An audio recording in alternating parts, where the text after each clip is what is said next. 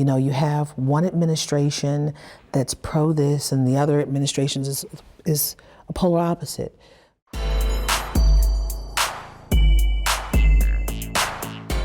Welcome to Black Nouveau. This is our edition for March 15th, 2017. I'm Joanne Williams. Last week, Mayor Tom Barrett gave his annual State of the City address. He'll join us for a conversation. One of the solutions to the city's employment problem is transportation, how to get to work. Liddy Collins reports on 2 new bus routes that take workers to where the jobs are. HUD Secretary Ben Carson recently called enslaved Africans immigrants. He compared them to those who came to America voluntarily, hoping for a better future for their children. We'll talk with a history professor who disagrees with that definition. You know, for 2 decades, April Ryan has covered the White House for the American Urban Radio Networks.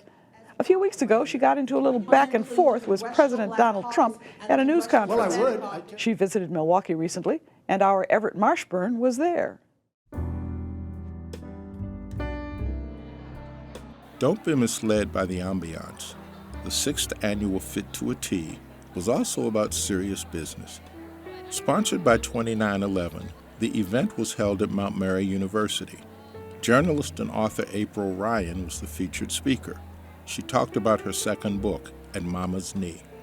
My current book project is about women, and particularly minority women, and how we have struggled and just made it.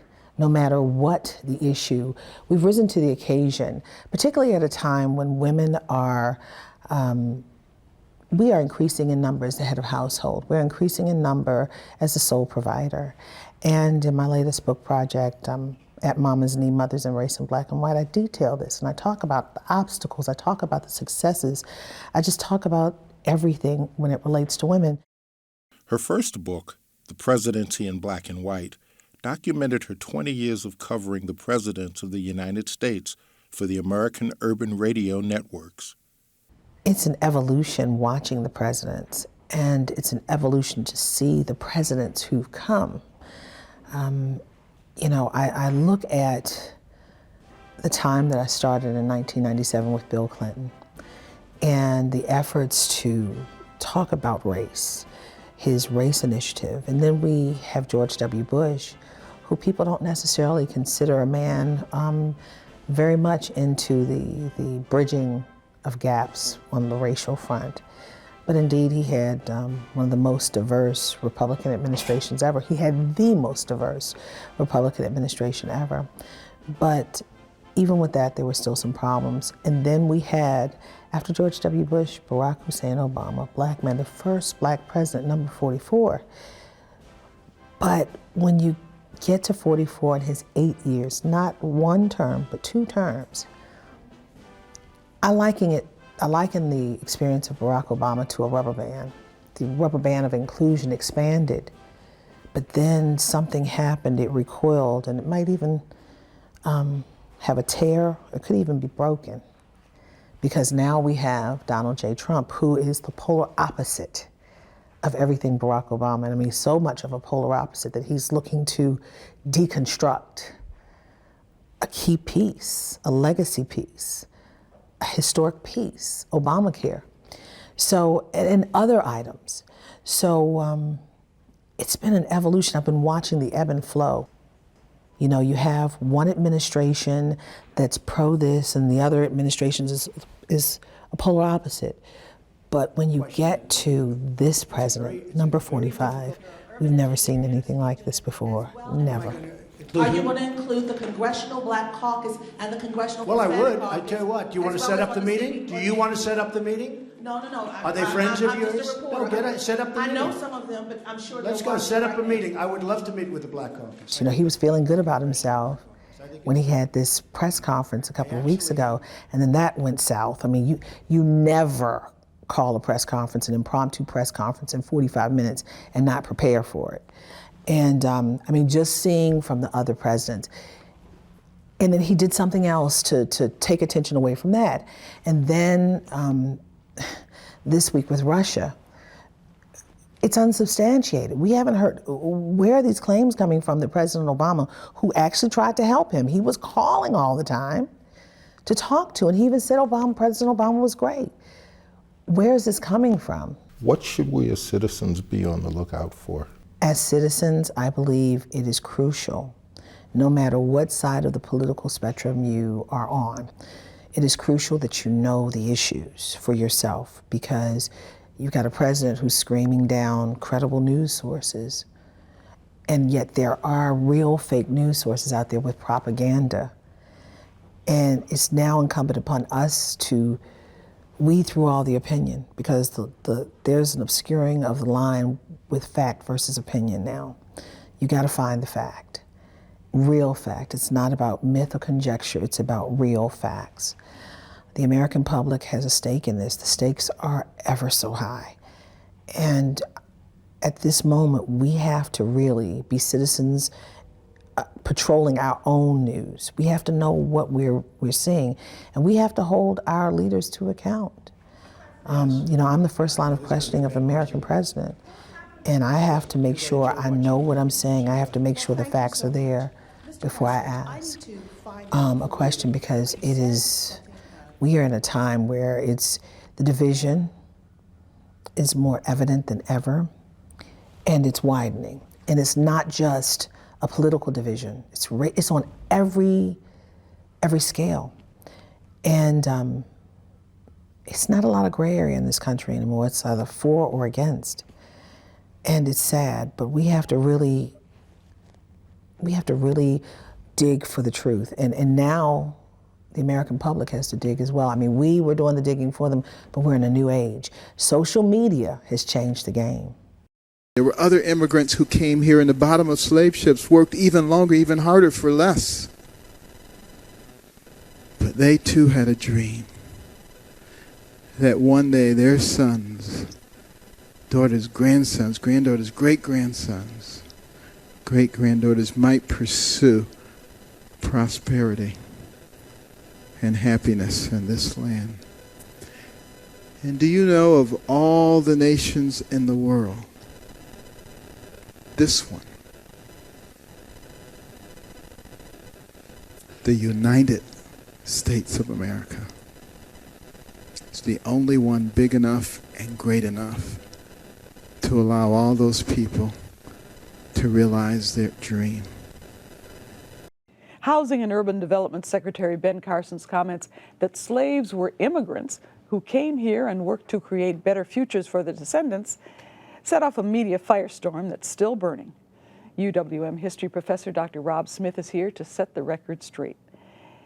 Is he correct that slaves were immigrants?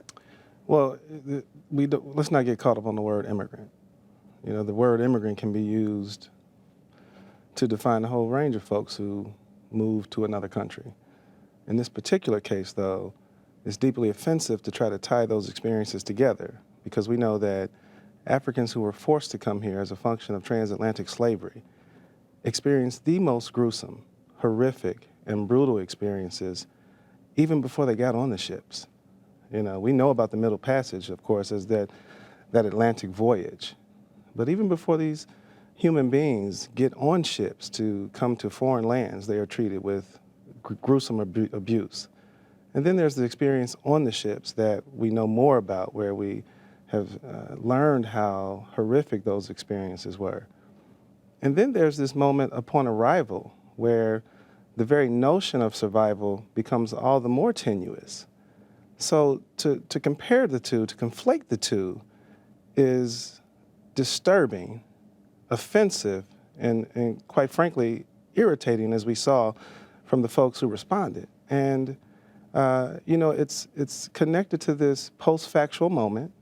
It's connected to this ahistorical moment that's been in the works for some time, in which we see a very racist and hostile attempt to rewrite history and undermine all the great work historians and other scholars have done to bring truth to the conversation.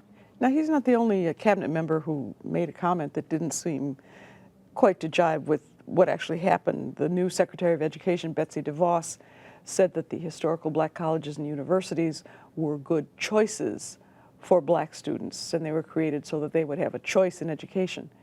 That's not why they were created, is it?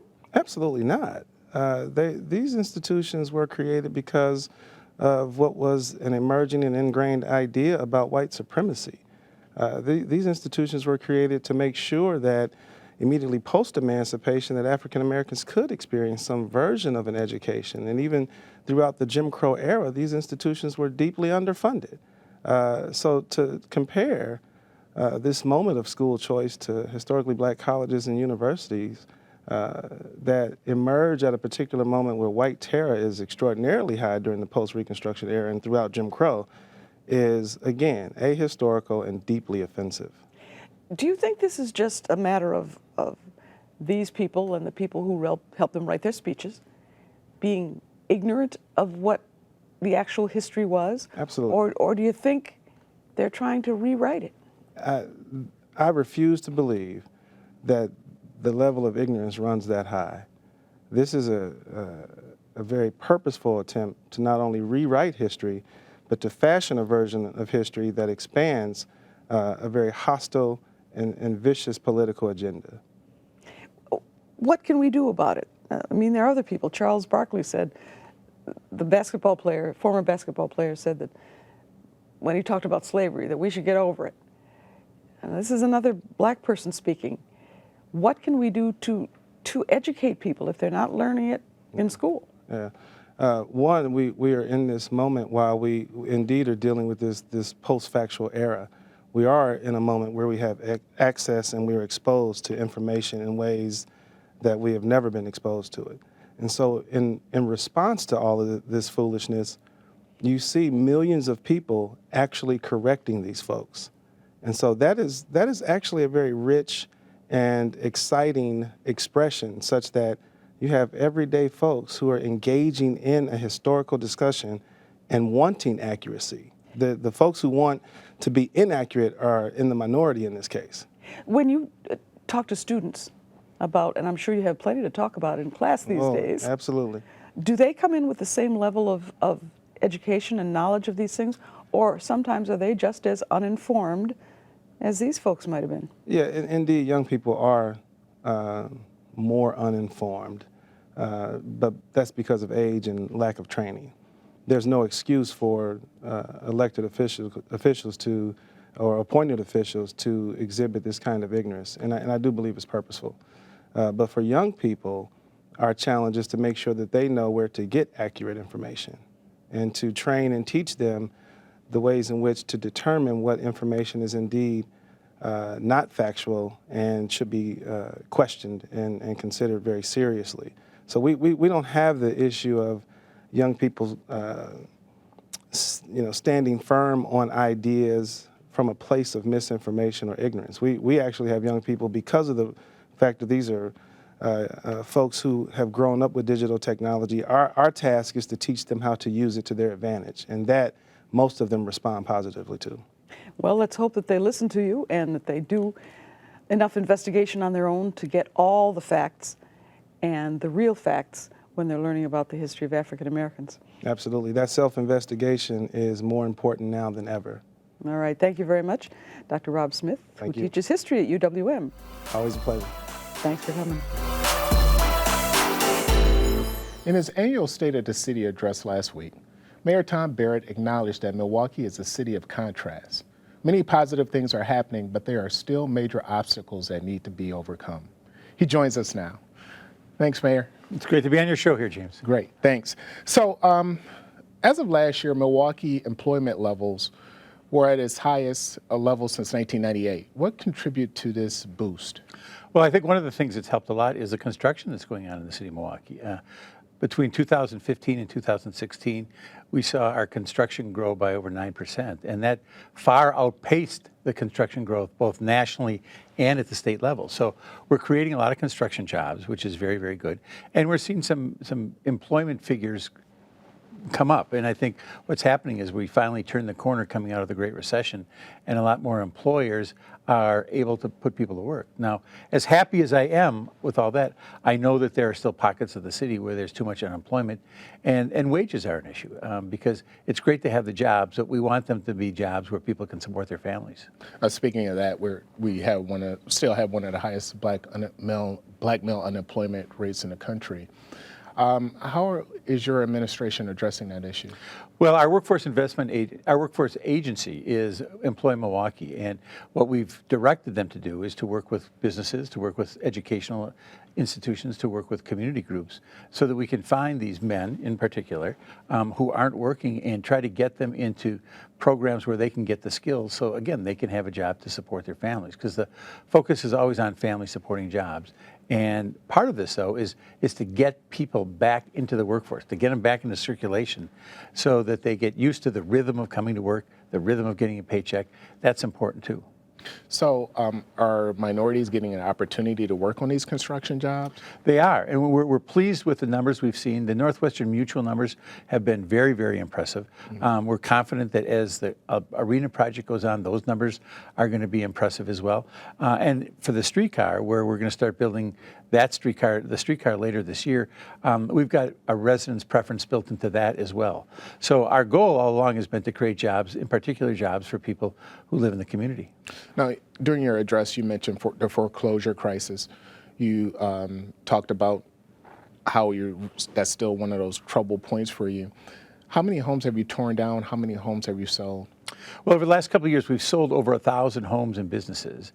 We still have over 1,000 in our inventory, and I don't want these homes. So we're looking for places to partner, because I want families to live in these homes. I want these homes to be back into circulation, because right now they're a drain on city resources. You've got them chewing up police, fire department time.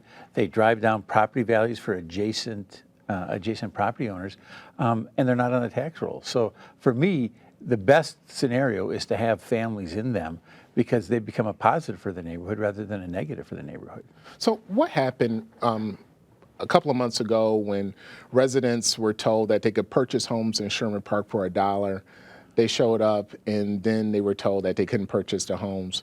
What took place there? Well, what happened there was you had, I think, a number of individuals, a couple of aldermen, who got excited, and I think there was some information that wasn't really correctly disseminated, that we want to make sure that we are creating employment opportunities at the same time we're selling those homes and giving those grants.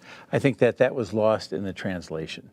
And to have the employment opportunity means that you're going to have some capacity within your organization.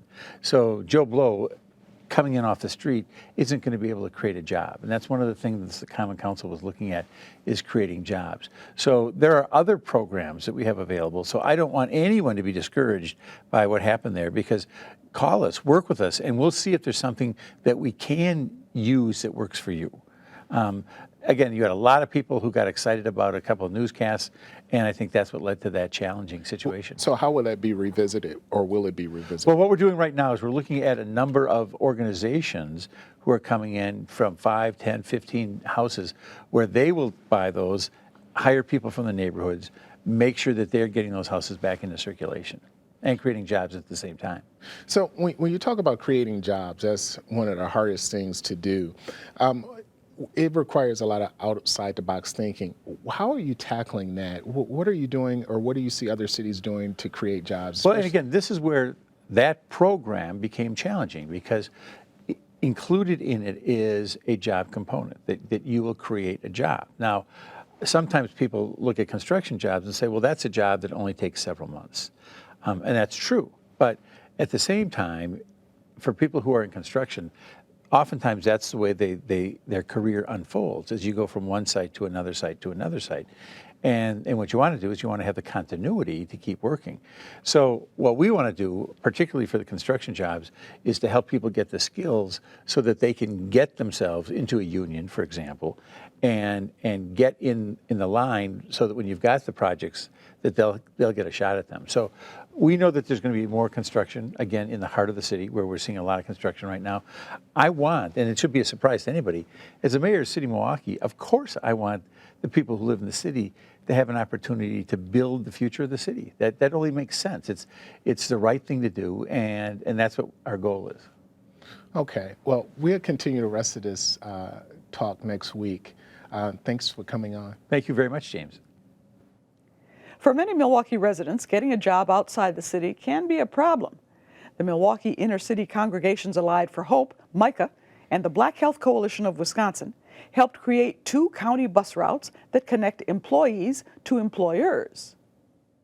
Route 61. Getting to work made possible by some additional Milwaukee County bus lines. Industrial Park Express to FedEx and Sky Seasons. I don't know how to drive myself and I don't have access to a vehicle. And it would really cost an arm and a leg to have someone take me. Expanding opportunities for individuals to come and to make their way into the market and not allow where they live be an obstacle is what we need in order to continue growing. And that is what Job Lines is about, connecting people to jobs. Jobs Line is a northern and a southern route. A 6 is the southern route that leaves from this location here on Port Washington Capitol and goes all the way to By Seasons in New Berlin, Waukesha. The other bus route is 61 that leaves Toronto Street that goes to the northern route, Germantown and Walmart. They run like regular lines. After the day, they get people in through it out to jobs and jobs interviews. And they get people through these areas in northern and the southern part of the county that bus routes weren't normally designed for. They are being used by people to actually access the greater employment areas out in the suburbs, because those are where the factories, manufacturing, and retail is being located. And they're the most demanding for jobs. Actually pretty excited about Job Lines and what it can do for our business, for the businesses in our business park, for our customers that we service. So we're excited to see Job Lines expand and grow and help in any way that we can to get the employees from different areas to have the transportation and to have the means to come here and help us fill some of our openings that we have. So I see a win-win situation from employee to employer. Yes, it is, because those areas are aging out as far as their workforce, and they are really looking for a new availability of qualified, trained workers. Milwaukee, and its unemployment rate is just suited for those areas, and we have the people who are waiting to get those jobs, but there are barriers such as transportation that we have to overcome. I think this is the bridge that we need, right? There is no wall between Milwaukee County and Waukesha County, and people need jobs in both counties. And if this allows for a greater level of access from the individuals coming over from Milwaukee County, I think this is perfect. It's absolutely what we need, because as we continue to think 2, 3, 5 years out, we know that some markets are going to start losing candidates who are interested in working in them. Milwaukee resident Antonishia Davis works in New Berlin. She said it would be costly to pay someone to take her to work, but the bus allows her to take advantage of the job opportunities out of her neighborhood. When you say New Berlin, a lot of people be like, well, that's too far, and they really don't want to take the position. But when I tell them that the number 6 bus is riding up Capitol and across Mayfair, they're thrilled to go. This provides job access, transportation, that people can take advantage of right now. But if you don't have a viable transportation mechanism, your people are trapped in these neighborhoods, in these areas, and they can't reach these areas on the outline. So they begin to feel like these things are not accessible to them. We need to change the mindset in Milwaukee that if you live in the inner city, that this is where your boundaries are. You could tell a difference. I really don't tend to take a difference in neighborhoods, because as individuals, that's what makes us unique as people. I don't think that communities are really based off what we have that are different. It's just that it brings a different variety of people. I love going out in other communities and networking and meeting with people. I love it. It's a very way to stay social, and you actually learn a lot. We all have different cultures and different natures, and once you mix it all up, I think it's great. Her working in New Berlin has expanded her boundaries. I do come back because it actually do give you a more variety of things that you can get out and do in different areas where you can shop. And I didn't know it was a movie theater out there, and I actually been, and it's a very nice establishment. I really love it. These 2 bus routes came about because of a lawsuit and were chosen because of the job opportunities in these areas. MICAH and the Black Health Coalition, through ACLU, sued the Department of Transportation, because of their lack of doing the survey of the inner city and the poor neighborhoods when the Zoo Freeway project was proposed. They basically stated that it was going to increase commerce, that it was going to have a transportation value to it, but it didn't consider people without cars and people who didn't get to those areas and who needed transportation. We want people to know that the effort that went into this project, for one, that it was done specifically for workers.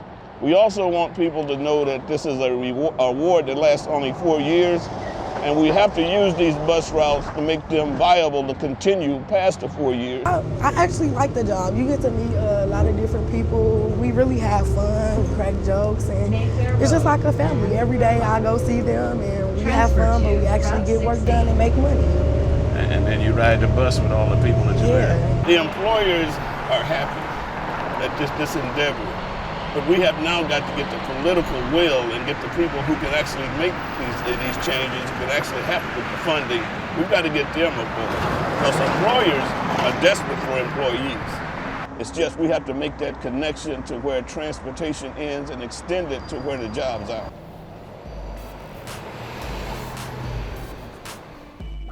And that's our program for this week.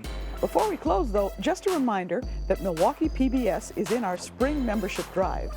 If you enjoy and appreciate Black Nouveau and the other programs we produce exclusively for you, our viewers, please support our efforts and become a member. For Black Nouveau, I'm Joanne Williams. Thanks for watching.